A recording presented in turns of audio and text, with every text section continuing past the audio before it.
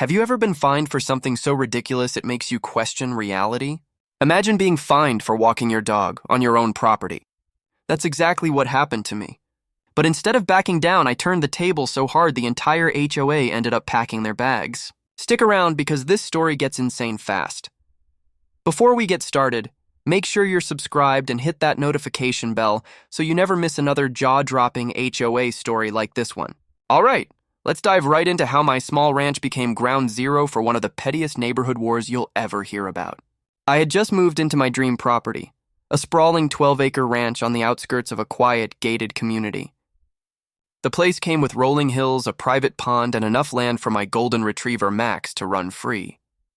For me, this wasn't just a home. It was peace. I'd left the chaos of city life behind, traded traffic for sunrise walks, and every morning, Max and I would take a stroll through our fields, watching the mist rise off the grass. But that peace didn't last long. The HOA, known for its obsession with community standards, didn't like that my property technically fell within their jurisdiction, even though my house was nearly a quarter-mile from the nearest neighbor. It started small. A note on my gate one morning. "Please ensure all pets are leashed at all times when outside." I laughed. My land was fenced, private, and self-contained. But 2 weeks later, another note came, this one less polite. "Failure to comply with HOA pet regulations will result in fines." That's when I realized this wasn't about rules, it was about control. Soon I was receiving official letters claiming I was in violation of community bylaws. Apparently, visible animal activity from a public road counted as a disturbance. Never mind that the road in question ran past the farthest corner of my property and only for 20 yards. They fined me $150. I ignored it, assuming reason would prevail. It didn't. Instead, the fines kept coming. $300, $600. A full $200 fine appeared in my mailbox one morning, along with a threat of legal escalation. The HOA claimed I was damaging the community's aesthetic cohesion. That phrase would become their favorite weapon. My lawyer said I could fight it, but the process would be long and expensive. I started digging into HOA bylaws myself. What I found was infuriating. The HOA president, Karen Mitchell, had pushed through a territorial clause years ago, expanding their authority beyond the traditional neighborhood limits. Technically, my property fell under it. But the real kicker? They'd never properly filed that amendment with the county. My lawyer confirmed it. It was legally void. And suddenly I realized I wasn't just fighting fines. I had leverage. The perfect kind. Because while the HOA thought they could intimidate me, they didn't know I was about to become their new landlord. And when that day came, they'd wish they'd never sent those letters. The moment I learned their amendment wasn't legally binding, something inside me clicked. I wasn't going to roll over. I was going to end them. But first I needed a plan. The HOA's headquarters sat on a small parcel of land right next to the community's lake. It was about 2 acres, owned by the HOA as common property. What they didn't realize was that the land had a messy ownership history. Decades ago, it was part of a ranch estate, then sold off piece by piece. The HOA bought their section using an outdated deed. When I dug deeper into property records, I found something incredible. The original deed had a reversion clause stating that if the land ever ceased to be used for agricultural purposes, it would revert to the nearest adjacent landowner. Guess whose ranch was adjacent? Mine. I called my lawyer again, and after a few intense weeks of paperwork and filings, we had it. Proof that the HOA didn't actually own their land. They were effectively squatting on property that was legally reverting to me. But I didn't act immediately. No, I let them keep fining me. Every notice, every angry email from Karen, every community violation added fuel to my resolve. Meanwhile, I began quietly buying surrounding parcels. Some were small, an acre here, half an acre there, old lots people had forgotten about. Within months, I owned more land inside the community boundaries than half the HOA combined. Then came the tipping point. They escalated the fines again, claiming I owed $8,700 in unpaid penalties. They even tried to place a lien on my property.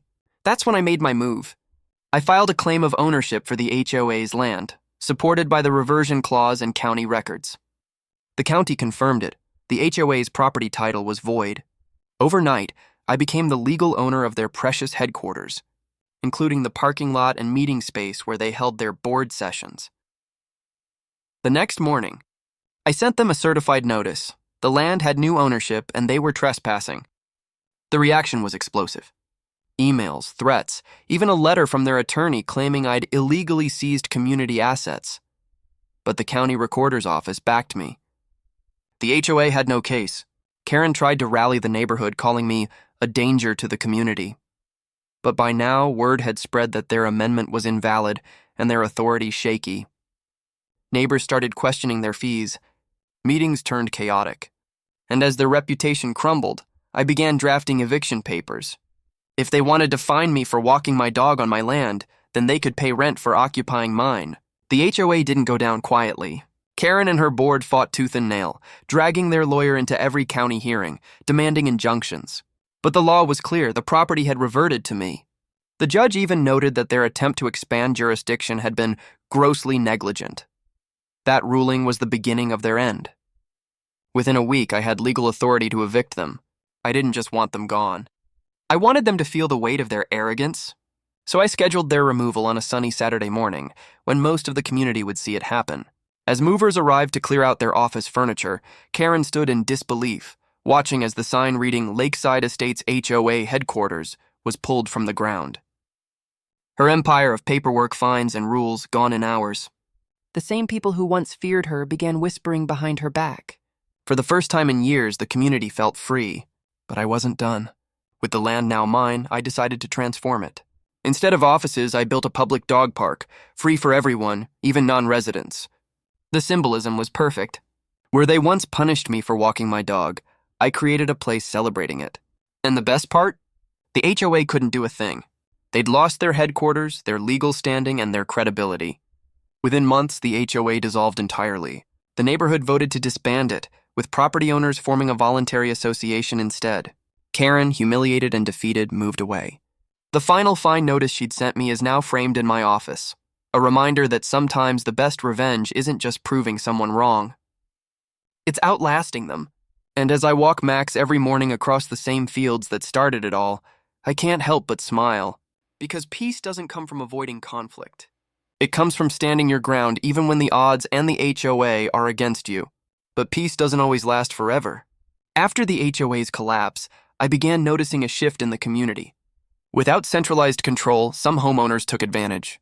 Yards overgrew, abandoned vehicles appeared, and property values wavered. People began whispering that maybe Karen had been right all along. I knew better. The issue wasn't the lack of rules, it was the lack of fairness. So instead of reinstating a new HOA, I formed something different. A cooperative association focused on community support rather than punishment. We organized neighborhood cleanups, voluntary maintenance programs, and open meetings. And unlike the old HOA, every decision was public. Within a few months, the change was undeniable. Property values stabilized, trust returned, and people began to smile again when passing each other. My dog park became the unofficial heart of the neighborhood, drawing families and kids every weekend. But deep down, I still carried the scars of what had happened. Power attracts control, and control attracts corruption. It was only a matter of time before someone tried to bring the HOA back. 2 years later, a new group emerged, calling themselves Lakeside Renewal. They claimed to want to restore order and revitalize the community. At first, their ideas seemed harmless. But when they began drafting mandatory participation clauses, I knew history was repeating itself. This time I was ready. I used my ownership of the former HOA land as leverage. I reminded them that any legal structure attempting to enforce compliance within community borders required my consent I'd never give. The movement fizzled before it even began. And as peace settled back over Lakeside, I realized something profound. The battle with the HOA had never just been about fines or control. It was about freedom. Freedom to live, to breathe, to walk my dog without permission on the land I worked hard to own. The HOA had tried to make me a villain. In the end, their own greed undid them. Now every sunrise walk with Max feels like victory. Quiet, simple, and mine. Forever.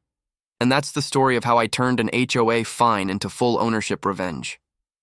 If you enjoyed this story, hit that like button, share it with someone who loves seeing karma in action, and make sure you're subscribed for more unbelievable HOA tales. You won't want to miss what's coming next.